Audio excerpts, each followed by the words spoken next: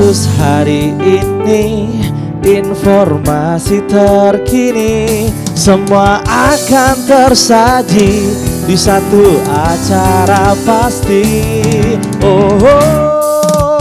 Ngobrol asik di beranda, ngobrol seru di beranda, inovatif dan terbuka, adat-adat dan budaya, beranda untuk kita semua. Assalamualaikum warahmatullahi wabarakatuh. Selamat siang pemirsa. Bagaimana kabarnya hari ini? Semoga dalam keadaan sehat ya semuanya. Dimanapun Anda berada dan apapun aktivitas Anda, tetap semangat hari ini. Tentunya bersama saya Gina hadir menemani Anda di beranda. Seperti biasa ya pemirsa, di hari Senin ini kita akan membahas seputar dunia kesehatan ya. Jadi untuk Anda yang di siang hari ini bingung mau ngapain ataupun sambil beraktivitas, ya boleh sambil dengerin beranda. Pastinya akan ada banyak sekali manfaat, tips dan trik ya mengenai kesehatan. Jadi untuk Anda yang ingin berinteraksi boleh ya, nanti boleh telepon aja karena tentunya kita sudah menghadirkan dokter di sini ya di 0614144353. Nah, pembahasan kita hari ini sangat menarik sekali pemirsa. Tentunya selain menjadi bagian dari syariat Islam, sunat ataupun khitan ya, secara medis juga memiliki banyak sekali manfaat. Kira-kira apa sajakah ya? Kita akan membahas lebih lanjut, lebih dalam lagi sesuai dengan tema kita hari ini, keuntungan sunat bagi anak. Bersama dengan dokter yang sudah saya hadirkan, yaitu Dr. Ramlan Nasution, spesialis urologi. Kita mau kenalan dulu ya. Halo dokter. Halo, selamat siang Mbak Gina. Gimana kabarnya? Alhamdulillah sehat. Alhamdulillah sehat Ya. ya. Semangat ya. Sehat, semangat. Oke, nah sambil menunggu tentunya sampai sore hari nanti ya. Nah mungkin kesibukan dokternya gimana dok selama di tahun 2022 atau Ramadan ini? Sama seperti biasanya, aktivitas tetap sama seperti biasa. Sebagai pegawai negeri sipil di Adam Malik, kita melayani pasien dari pagi sampai pasien yang membutuhkan kita selesai dan tidak memanggil lagi. Sesuai dengan protokol kesehatan ya dokter? Iya, sesuai dengan protokol kesehatan. Ini mudah-mudahan bisa cepat selesai pastinya. Nah dokter, ini kan tema kita sebenarnya jarang dibahas dan banyak sepertinya masyarakat yang kurang edukasi akan sunat ataupun khitan terhadap anaknya. Betul. Jadi ini mumpung ya sedang kita bahas ya, para orang tua ini harus dengarkan baik-baik, boleh berinteraksi bersama kita supaya lebih jelas dan tidak salah langkah dalam sunat dan juga khitan terhadap anaknya ya.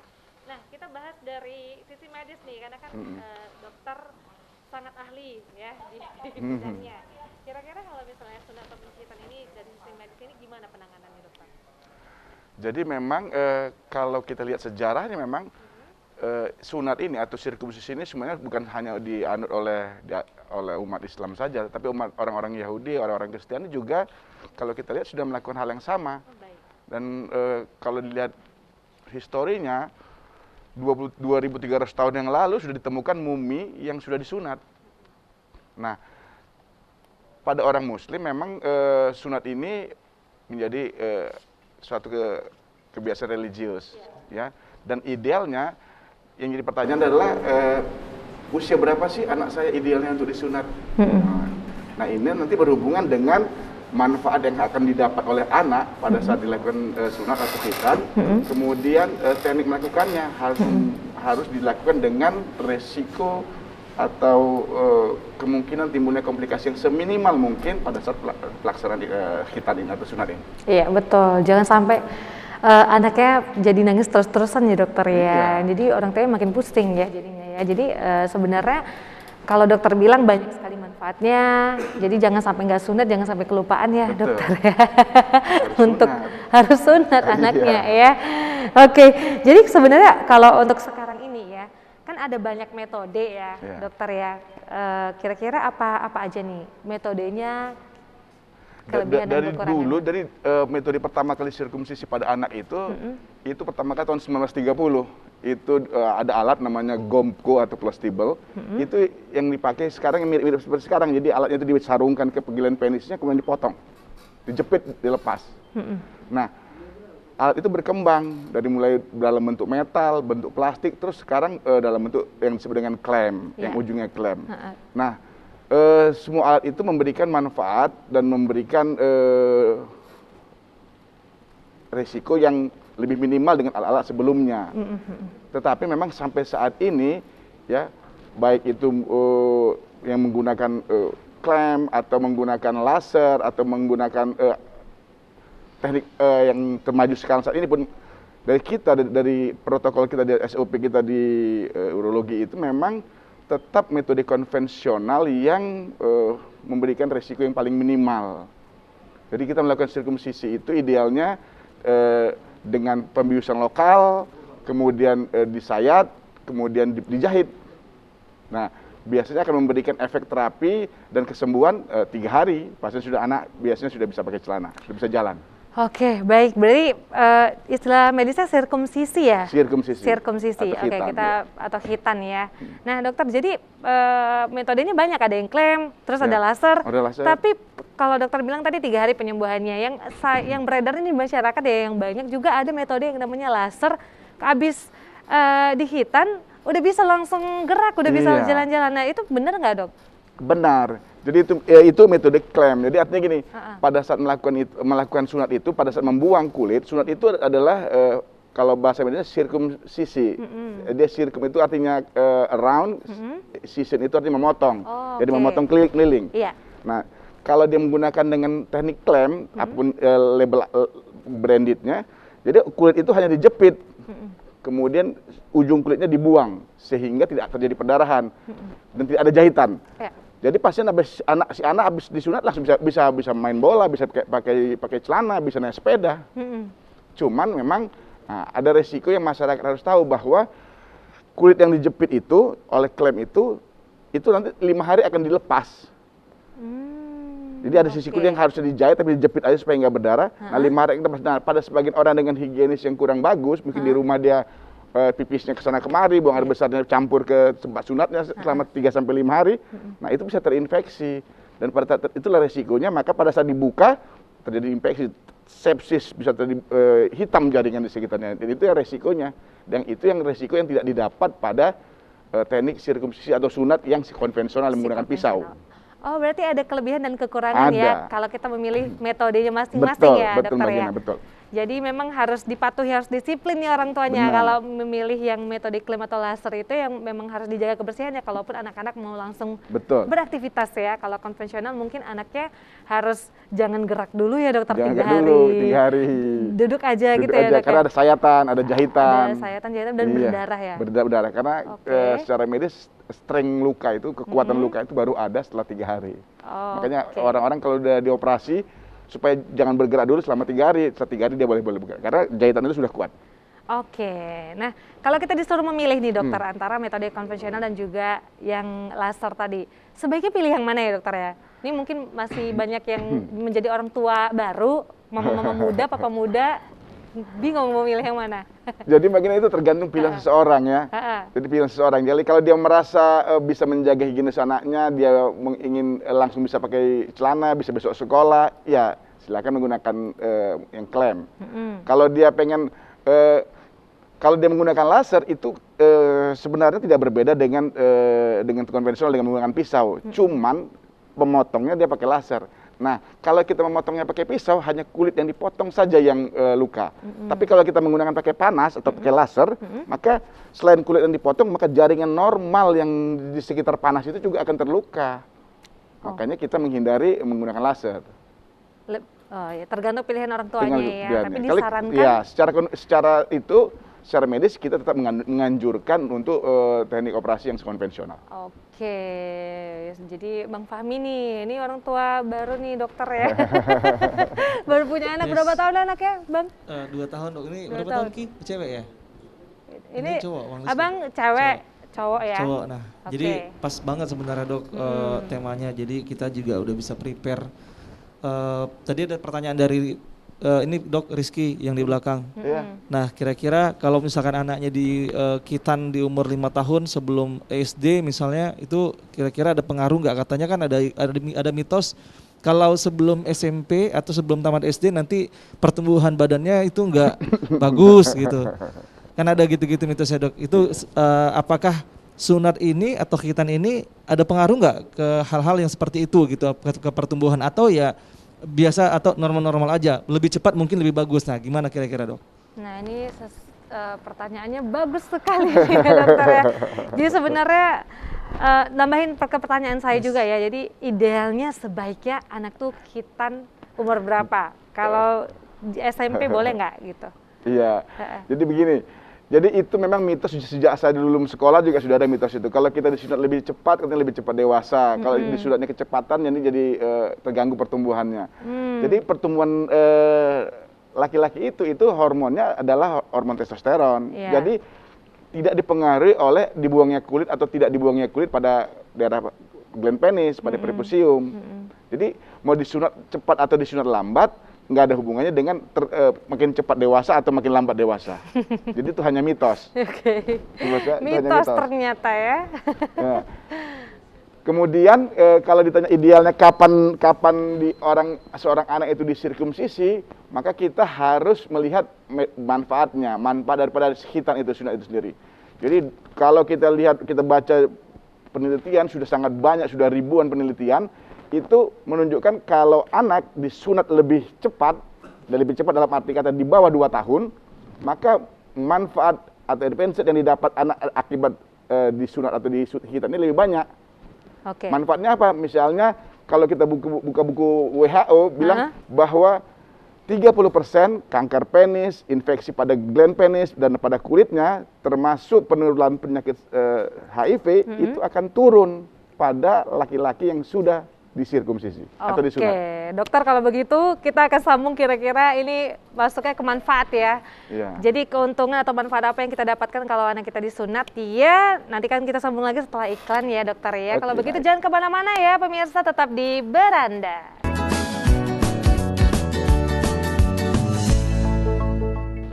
Ya pemirsa, terima kasih masih bersama kita di Beranda ya, dan kita masih membahas tentang keuntungan sunat ataupun khitan bagi anak. Jadi untuk pemirsa yang sedang menyaksikan kita, silakan boleh berinteraksi bersama kita di 014146353. Mumpung kita masih ngobrol sama Dokter Ramlan ya di sini, dan tentunya kita masih bahas manfaat dari khitan tadi. Nah, kita akan sambung lagi pemirsa pembahasan kita sebelumnya, bahwasannya kalau semakin cepat tadi ya dokter ya, akan terhindar dari berbagai penyakit seksual ya dokter ya.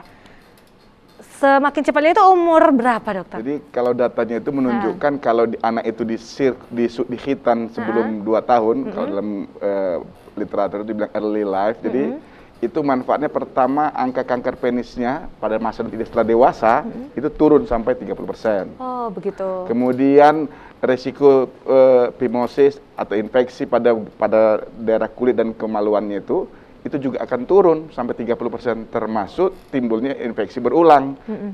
Kita sering lihat itu anak kita nangis, kalau kencing nangis, kemudian kulitnya itu menggelembung di samping kirinya. Ya kan? Nah itu bisa berulang, atau yang kita sebut dengan infeksi saluran kemih atau UTI.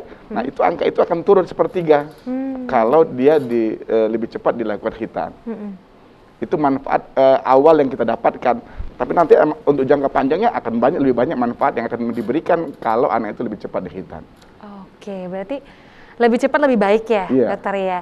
Nah, berarti ternyata waktu bayi boleh ya? Kita selama ini berpikir waktu SD aja ataupun umurnya 5 tahun ke atas baru bisa dikhitan. Namun menjawab pertanyaan dari Bang Rizky tadi ya, kalau anaknya ini udah umurnya berapa tahun ya? Udah 12 ya Bang? 12 tahun. Itu apakah sudah terlambat untuk dikhitan atau gimana? Apakah resikonya semakin besar rasa sakitnya atau gimana dokter? Jadi pertama tidak ada istilah kata terlambat. Jadi memang kalau kita lihat protokol di Amerika dan Eropa, itu mereka menganut bahwa kalau anak itu semakin masih kecil, maka dilakukan pembiusan lokal. Tapi dia kalau semakin dewasa, semakin besar, maka anak itu akan dibius umum di general anesthesia. Sehingga kalau dia dibius umum, maka resiko akibat pembiusan jadi lebih tinggi dibanding bius lokal. Maka secepat mungkin anak itu dilakukan khitan. Nah, kalau di kita ada kebiasaan yang sudah rutin, di mana pertama kita jarang menghitan anak yang masih kecil, ya. Kecuali ada daerah tertentu. Kalau dulu saya sekolah di Bandung, di Sunda, itu mereka memang punya kebiasaan rutin anak-anak yang masih di bawah 7 hari juga mereka sudah sunat. Udah hitan. Jadi kita melakukan hitan lokal dengan pembibisan lokal pada anak yang digendong ibunya masih kecil gitu, masih 1 minggu gitu. Nah itu memang sudah rutin dilakukan di daerah Sunda. Nah kalau di kita sini mungkin agak sedikit lebih besar. Saya nggak tahu sebabnya, mungkin pertama supaya anaknya itu bisa bilang kalau dia sakit.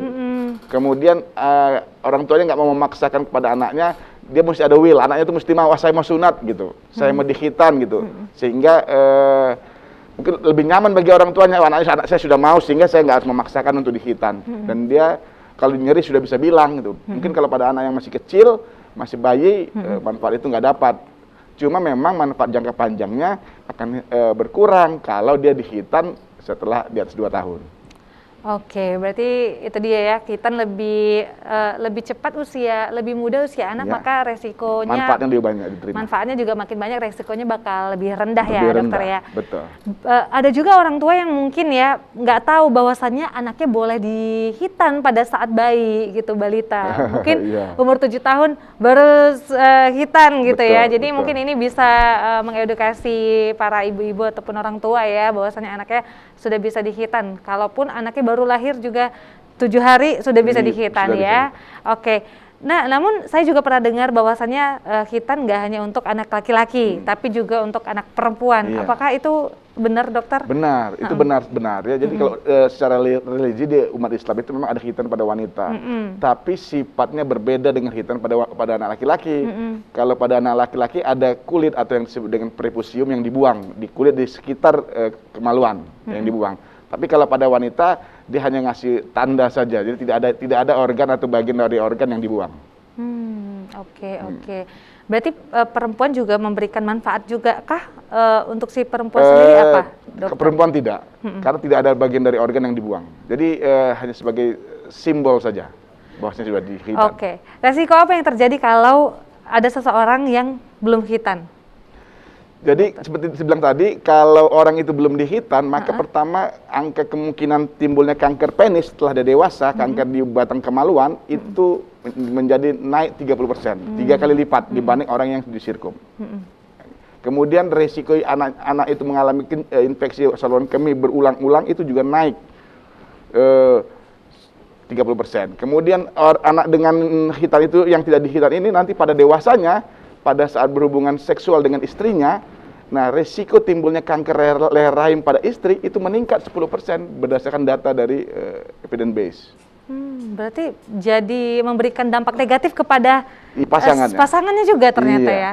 Selain data yang menarik itu bisa di Amerika, di Kanada atau di Inggris itu menyatakan bahwa pada kelompok yang resiko tinggi seksual transmission disease, orang yang penular seksual atau HIV itu angkanya jauh berkurang jikalau dilakukan sirkumsisi. Karena mereka melihat bahwa site daripada HIV itu ada di kulit daripada penis yang dibuang. Oke. Itu data dari jurnalnya. Iya, sudah sesuai dengan data ya berarti ya. Jadi sekarang ini berarti udah siap lah orang tua untuk membawa anaknya hitan ya, dokter ya. Hal-hal apa yang harus dipersiapkan agar anak merasa nyaman untuk memulai hitan ataupun sesudah gitu? Jadi pertama, kalau memang sudah diputuskan orang tua itu untuk berhitan anaknya, dia harus memilih teknik yang mana. Kalau dia menggunakan misalnya teknik yang sekarang lagi menjamur misalnya dengan menggunakan klem, yang ujungnya klem itu biasanya tidak banyak perawatan yang dibutuhkan. Resiko perdarahan bisa dibilang hampir tidak ada, kemudian nyeri juga tidak ada, karena tidak ada yang dijahit. Nah, cuma higienisnya harus diperhatikan, kemudian resiko timbulnya infeksi pada bekas potongan kulit itu semakin tinggi kalau dengan klem. Nah, kalau dia menggunakan teknik konvensional, ya karena ada jahitan, ada bekas suntikan, ada bekas darah di situ, ya harus dijaga 3 hari. Kan prinsipnya nanti kalau terjadi perdarahan, biasanya akan sulit untuk kita kontrol karena biusnya sudah habis, nyerinya semakin hebat. Kemudian nanti pada saat mengontrol perdarahan, kalau tidak bisa dengan secara manual, terpaksa naik ke meja operasi. Jadi harus betul dijaga supaya jangan berdarah selama di rumah. Berdarah itu kadang-kadang nggak sengaja. si anak jalan, ya kan, kesenggol tempat duduk, lagi mau duduk, ya kan. Iya. Kadang-kadang dia jalan kesenggol dari kamar mandi mau ke kamar tidur, kesenggol meja makan, gitu kan, ya. Nah, ya kan. Nah, jadi yang hal yang sifatnya eksidental itu yang bikin berdarah. Atau dia kadang-kadang lagi tidur jatuh dia, ya kan. Jadi kalau itu berdarah, biasanya kita akan lebih sulit menanganinya karena efek pembiusan akan minimal pada jaringan yang ada peradangannya. Jadi pasti harus ditirukan di bis umum jadinya. Yang harusnya lokal jadi resiko jadi meningkat. Karena secara statistik angka komplikasi sunat itu hanya 0,2 sampai 0,3% saja, sangat kecil. Jadi kalau dari 1.000 orang baru hanya 2 orang. Kalau dari 100 orang nggak ada. Oke, berarti jangan takut hitan tapi tetap harus dijaga setelah hitan. Harus orang tua harus concern untuk memperhatikan anaknya jangan terlalu lasak ya. Betul. Untuk menjaga sampai benar-benar pulih ataupun sembuh ya. Oke, kalau begitu kita akan iklan dulu ya sebentar ya. Pemirsa jangan kemana-mana, kita akan lihat pesan-pesan yang berikut ini. Tetap di Beranda.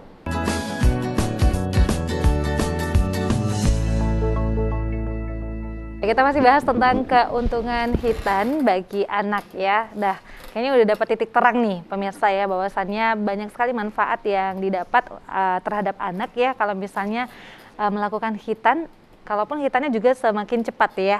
Nah, kali ini kita masih bahas tentang manfaatnya. Mungkin ini ada dari teman-teman band ya mau bertanya ya.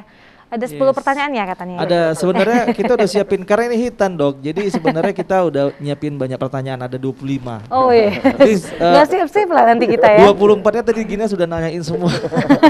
Tapi ini kalau hitan cewek cowok nggak ada masalah ya kalau misalnya pertanyaannya dok ya? Nggak ada masalah. Nah, mungkin pertanyaan pertama adalah, dok jadi pernah, baiknya, jadi saat ini mayoritas atau mungkin dominan itu hitan yang menggunakan pisau tadi ya, atau mungkin laser.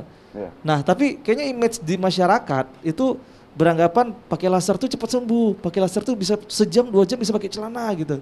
Nah, padahal tadi bertolak belakang dengan yang dokter bilang masih baiknya dipotong dengan pisau gitu ya. Tapi memang pemulihannya agak sedikit lama, benar nggak dok? Sama ya. Soalnya kalau saya dulu kan mungkin seminggu 2 minggu mungkin baru pakai celana gitu kan. Nggak tahu, mungkin ada juga yang bisa lebih cepat, ada yang mungkin bisa lebih lama gitu. Nah tapi saat ini kan banyak sekarang yang sejam 2 jam atau 3 jam udah bisa pakai celana gitu. Apa memang benar ada dok ya? Ada. Atau sehari 2 hari bisa pakai celana langsung gitu. Nah jadi kita heran nih, bagusnya yang mana nih jadinya nih? Kira-kira kalau kita nanti punya anak, kita arahkan ke yang mana nih cara penyunatannya tadi. Nah kedua, kalau misalkan dipakai laser tetap diperban dok? Iya. Tetap diperban juga ya? Tergantung dokternya. Oh, bisa nggak diperban, bisa diperban gitu ya dok? Iya. Jadi dulu pengalaman tadi Rizky cerita ke saya, dia pernah dia waktu dia sunat perbannya keketatan dok. Nah itu kira-kira bahaya atau enggak? Gitu sih, paling itu aja dok. Oke. Dokter tadi Duduknya juga udah kita ya. Tadi kita juga udah bahas ya dokter ya, ada 2 metode yang bisa dipilih dan manfaatnya juga tergantung orang tuanya nih mau yang mana ya. Gimana dokter? Jadi ini kan zaman sudah semakin canggih, alat atau device semakin banyak, pilihan kita beragam. Jadi kita hanya berkonsentrasi pada untung ruginya, manfaat atau resiko yang diterima dengan pilihan yang kita buat. Ya. Jadi kalau kita mau tidak berdarah, cepat pakai celana, pakailah yang klem ujungnya. Klem ujungnya ya. Ya, bisa smart klem, tara klem, silakan. Banyak yang klem ujungnya. Itu kenapa? Karena dia dijepit dulu baru dipotong sehingga tidak ada perdarahan. Langsung pakai celana. Cuman dia 5 hari baru dibuka kembali. Ya kan? Jadi sehat di hari pertama itu kamuflase seakan-akan karena masih ada benda di dalam penisnya yang harus dibuka 5 hari kemudian. Iya. Nah, kalau kita mau menggunakan dipotong, alat memotong itu ada dengan cara menggunakan pisau atau di luar pisau, yang konvensional itu pisau. Nah, kalau kita menggunakan laser berarti ada benda laser, kemudian juga ada laser, tinggal memotongnya itu saja bedanya. Ada yang menggunakan pisau, ada yang menggunakan laser. Berdarah tetap berdarah, dijahit tetap dijahit.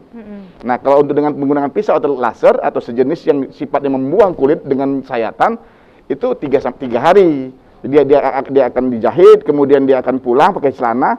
Apakah dia diperban atau tidak itu tergantung dokternya. Kalau saya biasanya kalau anak-anak tidak pernah saya perban lagi. Karena apa? Karena data menunjukkan bahwa kalau anak itu dibungkus perban, dibalut, kemudian nanti ketika membukanya waktu saya itu harus mandi berendam dulu 2 jam di air dingin atau di air hangat untuk membuka pelan-pelan, nah menimbulkan trauma pada anak saat membukanya. Sehingga sekarang kalau pada anak-anak saya tidak pernah melakukan lagi memperban. Jadi terbuka dia, hanya ditutup dari luarnya tapi tidak dibalut. Yang penting kita mengontrol perdarahannya. Jadi kemudian kalau kita mau ditanya kalau perban terlalu kuat, ya itu resiko memang. Jadi salah satu resikonya timbulnya nekrosis. Jadi kalau terlalu kuat, itu jarang sekali gland penisnya jadi nggak berfungsi, mati gland penisnya. Jadi nanti pada akhirnya akan terjadi namanya gland penisnya lepas, putus. Tapi itu jarang sekali. Sepanjang saya itu saya baru jumpa 1 kali yang begitu karena terlalu kuat diperban. Ya ampun. 1 kali. Jadi yang lainnya seperti data sebelumnya juga resikonya hanya 0,2%. Jadi infeksi, sepsis, jaringannya rusak itu hanya sedikit sekali dibanding dengan manfaat yang kita dapat dengan khitan ini. Oke. Kenapa lagi tadi? Berarti Yang pilih yang mana? Terserah ibu bapaknya. Kalau saya ditanya seperti saya bilang tadi bahwa standarnya itu adalah dengan konvensional. Gitu. Tapi semuanya itu tetap dibius ya dok, mau pakai laser pun dibius juga? Bius, jadi kalau bisa saya bayangkan misalnya kalau kita sunat biasa, dibius lokal, dipotong. Iya. Kalau dia di laser, dibius, potongnya pakai laser. Oh. Kalau dia mau pakai klem-kleman yang bisa langsung berjalan, langsung bisa pakai sepeda, dibius, nanti maaf ini penis kita, ini kulitnya, disarungin penisnya gini kayak ini, kulitnya ini dilebar, dipotong, dijepit. Jadi kayak dijepit gini kulitnya dipotong keliling. Jadi berdarah tidak ada karena apa? Karena semua yang berdarah dijepit semua. Nanti 5 hari kemudian baru dibuka jepitannya. Nah, di situ nanti yang daerah yang dijepit ini selama 5 hari ini yang berpotensi timbulnya infeksi. Kayaknya sekarang ini banyak menggunakan metode yang klaim itu ya dok ya? Menurut Iya, saya dulu 15 tahun lalu saya menggunakan itu. Saya dulu mungkin pengguna pertama klaim di Medan. Cuma setelah itu saya tinggalkan. Dulu barangnya susah dicari, harus ngambil ke Malaysia. Oh gitu. Sekarang udah mudah dicari dok ya? Kan udah mudah dicari. Ada di mana-mana sekarang. Iya. Cuma masyarakat harus tahu, resikonya ini, manfaatnya ini. Mungkin kita merasa, anakku bisa langsung pakai sepeda, naik sepeda, bisa langsung jalan ke bioskop, ke mall, ikut mamanya jalan. Cuman 5 hari kemudian nanti dibuka, baru tahu gimana resikonya setelah dibuka. Ada rasa sakit saat dibuka gitu? Dibuka ada rasa sakit, karena dijepit dia kan, Iya, bisa dibukanya pakai gunting. Oh, dan orang tua juga harus, tadi dokter bilang juga harus concern memperhatikan kebersihannya supaya tidak infeksi di dalam. Karena gitu ada ya? benda asing di situ yang nempel di kulit, di kemaluan kita selama 5 hari dibawa-bawa. Iya. Nanti kalau buang air besar, kita cebok, kotoran yang belakang ke depan, itulah timbul risiko infeksi. Itu yang bahaya ya? Ya, jadi mungkin manfaatnya pertama sekali terasa lebih besar, cuma risiko di belakangnya sedikit lebih besar. Ya, jadi ada kelebihan dan kekurangan? Ada kekurangannya. Oke, begitu ya. Jadi intinya nih, kalau anak Fahmi udah sunat belum? Udah kita belum? Belum dok. Oh, belum. Masih umur 2 tahun sih. Yang penting bapaknya udah sunat. Iya, benar. sudah, alhamdulillah sudah. Tapi sebenarnya dok, mudah-mudahan nggak salah pertanyaan saya ya. Iya. Baiknya kita ini manusia nih, mungkin para laki-laki itu disunat atau nggak disunat sebenarnya dok? Baik. Kalau dari medis maksud saya, dari medis nih, dari medis lah. Kalau ini dibuka ini memang debatable ya. Jadi memang ada kalau kita buka literatur, ada 2 golongan orang yang mengaminkan sunat, khitan, ada yang tidak. Tetapi kalau kita lihat dari sejarahnya, bahwa dari segi religi manapun, selain Hindu sama Buddha, kalau saya baca di literatur, itu Yahudi, Islam, Kristen, itu semua menganjurkan untuk disunat atau dikhitan. Namun dari sisi medis? Sisi medis gimana? Dari sisi medis tetap manfaatnya pasti ya? Jadi ibarat gini Mas, saya mendukung A, Mas mendukung B, menolak A, kita akan memberikan keuntungan sunat ini apa, silakan kelompok B akan menyatakan ruginya sunat itu apa. Berarti masih ini ya dok, masih apa namanya? Debat-tebal. Banyak pendapat-pendapat. Iya, gitu tapi kalau kita lihat patokannya guideline, kita patokannya pedoman yang dibuat di Amerika, di Inggris, di Kanada, ya, mereka menganjurkan dilakukan sirkumsisi pada laki-laki. Baik, oke. Nih dokter, karena udah di sisi-sisi terakhir ya, udah di menit-menit akhir. Dan mungkin ada beberapa pemirsa yang baru bergabung ya. Kita kan masih bahas tentang keuntungan ataupun manfaat bagi anak yang melakukan khitan ya. Betul. Manfaat atau keuntungan khitan bagi anak ya. Boleh jelaskan sekali lagi dokter. Jadi intinya manfaat ataupun keuntungan apa yang didapat untuk anak yang berkhitan? Ya, jadi banyak manfaat yang diterima anak kalau dia berkhitan. Ya, rangkumannya yang pertama bahwa angka kejadian kanker penis pada saat anak itu dewasa nanti itu akan turun sampai 30%. Kemudian resiko timbulnya balanitis infeksi berulang-ulang akan turun juga sampai 30%. Kemudian timbulnya femosis atau parafemosis juga akan turun mendekati 10 sampai 30%. Nah, penularan seksual, HIV, kemudian timbulnya kanker serviks pada pasangannya nanti pada saat dewasanya itu juga akan turun sampai 10%. Artinya apa? Ini adalah gain in the future. Ini keuntungan pada masa yang akan datang. Dan ini bisa didapat kalau sunat atau sirkumsisi itu dilakukan lebih cepat. Oke, baik. Kalau begitu, pemirsa kita mau lihat dulu pesan-pesan yang berikut ini ya. Jangan kemana-mana, tetap di Beranda.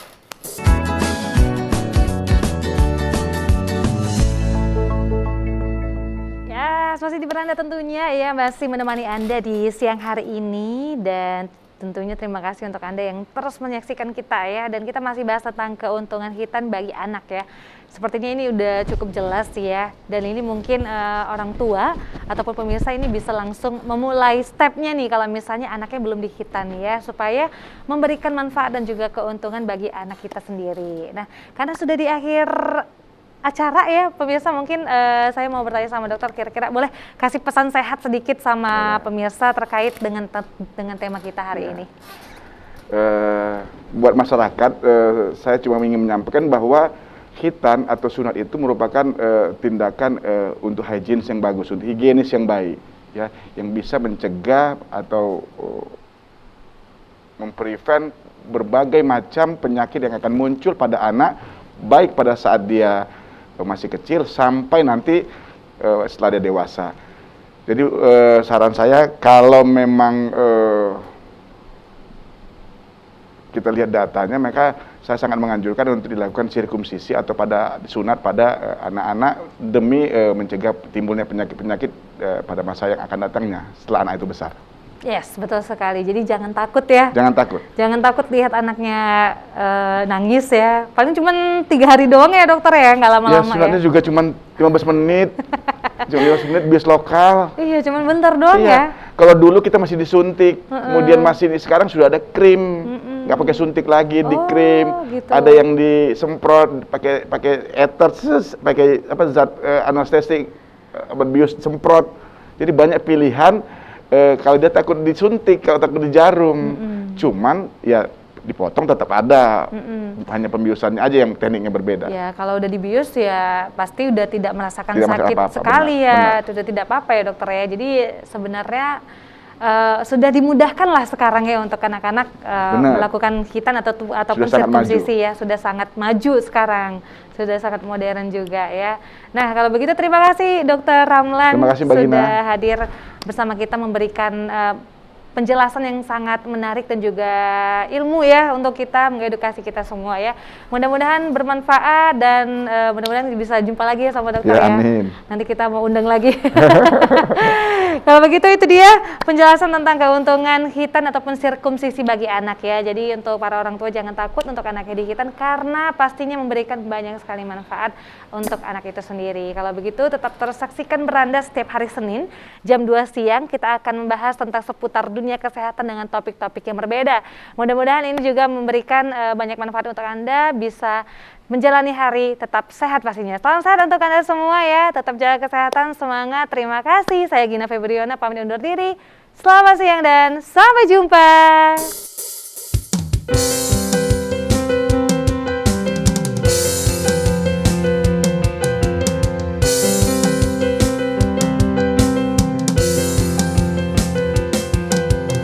Terus berjuang melawan waktu,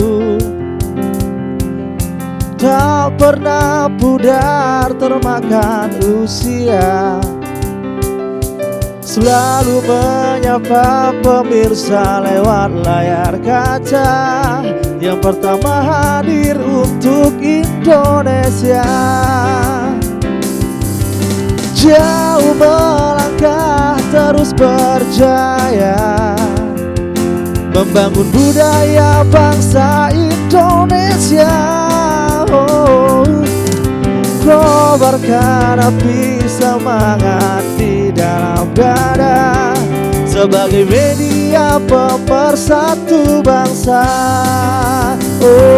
Tetap semangat, bergandeng tangan, satukan langkah bersama TVRI. Jayalah TVRI, jayalah untuk negeri, selalu di dalam hati rakyat Indonesia, selalu melayani, memberi yang terbaik, satukan perbedaan.